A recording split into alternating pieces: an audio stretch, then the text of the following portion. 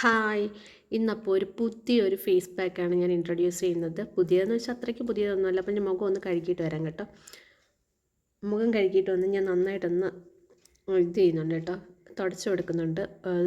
ഈ ടവലിട്ടിട്ട് അതിൽ ഒരുപാട് സ്ക്രാച്ച് ചെയ്ത് സ്കിന്നെ നാശമാക്കരുത്. ഞാൻ ത്രിഫല ചൂർണ്ണമാണ് ഇന്ന് എടുത്തിരിക്കുന്നത്. കൂട്ടത്തിൽ തൈരും എടുത്തിട്ടുണ്ട്. എൻ്റെ ഓയിലി സ്കിന്നാണെങ്കിൽ എനിക്ക് തൈര് പോകും, എനിക്ക് പിമ്പിൾസ് അങ്ങനെ വരാറില്ല. അതെൻ്റെ സ്കിൻ ടൈപ്പാണ്. ഏത് ഉപയോഗിച്ചാലും അങ്ങനെ വലുതായിട്ട് എനിക്ക് പിമ്പിൾസ് വരാറില്ല. പിന്നെ ഇത് ത്രിഫല ചൂർണ്ണം. ഇതിനു മുമ്പ് ഞാൻ ത്രിഫല ചെന്ന് ചോദിച്ചപ്പോൾ അവർ പൊടിയല്ല തന്നത്, അല്ലാത്ത സാധനം തന്നത്. ഞാൻ മിക്സിയിലിട്ട് പൊടിച്ചെടുത്തായിരുന്നു. ഇപ്പോഴെന്ന് ചോദിച്ചാൽ എനിക്ക് പൊടിയായിട്ട് കിട്ടി. അത് കാരണം ഞാൻ അത് തന്നെ അങ്ങ് മേടിച്ചു. അത് കഴിഞ്ഞിട്ട് തൈര്, നമ്മൾ വീട്ടിലുണ്ടാക്കി വെച്ച തൈര് തന്നെയാണ്. അപ്പോൾ അതുമാണ് എടുക്കുന്നത്.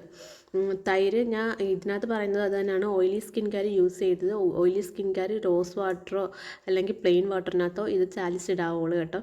ത്രിഫല ചൂർണ്ണം പാലിനകത്തും തൈരിനകത്തും ചാലിച്ചിട്ട് നല്ല എഫക്റ്റീവായിട്ടാണ് പറഞ്ഞിട്ടുള്ളത്.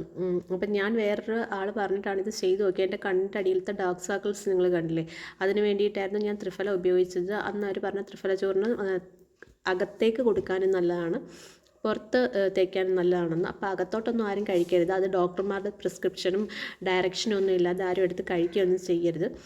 അപ്പോൾ ഞാൻ മുഖത്ത് പാക്കൊക്കെ ഇട്ടിട്ട് വന്നപ്പോൾ ഇങ്ങനെയാണ്. നിങ്ങൾ പാക്ക് ഇട്ടുകൊണ്ട് സംസാരിക്കുകയും ഇരിക്കുകയും ചെയ്യരുത്. റിങ്കിൾസ് വരും. അത് കാരണം അതുപോലെ തന്നെ ഒരുപാട് ഡ്രൈ ആവുന്നിടം വരെ വെക്കുകയും ചെയ്യരുത്. ഇടയ്ക്ക് മുറയ്ക്കൊന്ന് നനച്ച് കൊടുത്താൽ ഡ്രൈനെസ് ഒന്നും മാറില്ല. ഡ്രൈ ആകുമ്പോൾ സ്കിന്ന് ചുളിയാൻ സാധ്യത കൂടുതലാണ് കേട്ടോ. അപ്പോൾ ഇതാണ് എൻ്റെ സ്കിന്ന്. ആഫ്റ്ററും ബിഫോറും ആഫ്റ്ററും നിങ്ങൾ കണ്ടല്ലോ. അത്യാവശ്യം നല്ല വ്യത്യാസമുണ്ട്. ഇത് ഡേ 2 ആണ് നമ്മളുടെ സ്കിൻ കെയറിൻ്റെത്. ബ്യൂട്ടി ടിപ്പിൻ്റെ സെക്കൻഡ് ഡേ ആണ്. പതുക്കെ എൻ്റെ സ്കിൻ കോംപ്ലക്ഷനും മാറി വരും. അതുപോലെ തന്നെ നിങ്ങളെപ്പോഴും ഹൈഡ്രേറ്റഡ് ആക്കി വെക്കാൻ നോക്കുക. ബോഡി ആയാലും സ്കിന്നായാലും ഹൈഡ്രേറ്റഡ് ആയിട്ട് വെക്കാൻ നോക്കുക. കാര്യം മാക്സിമം വെള്ളം കുടിക്കുക. വെള്ളം കുടിച്ചാൽ മാത്രമേ നമ്മളെ ശരീരത്തിനകത്ത് നടക്കുന്ന പ്രവർത്തനങ്ങളെല്ലാം കൃത്യമായിട്ട് നടക്കത്തുള്ളൂ. വെള്ളം കുടിക്കാതിരുന്നിട്ട് നമ്മൾ എത്ര സ്കിൻ കെയർ ചെയ്താലും കാര്യമില്ല. അതുപോലെ തന്നെ നമ്മൾ അകത്തോട്ട് കൊടുക്കുന്ന എന്താണോ അതാണ് പുറത്ത് പ്രതിഫലിക്കുന്നത് കേട്ടോ.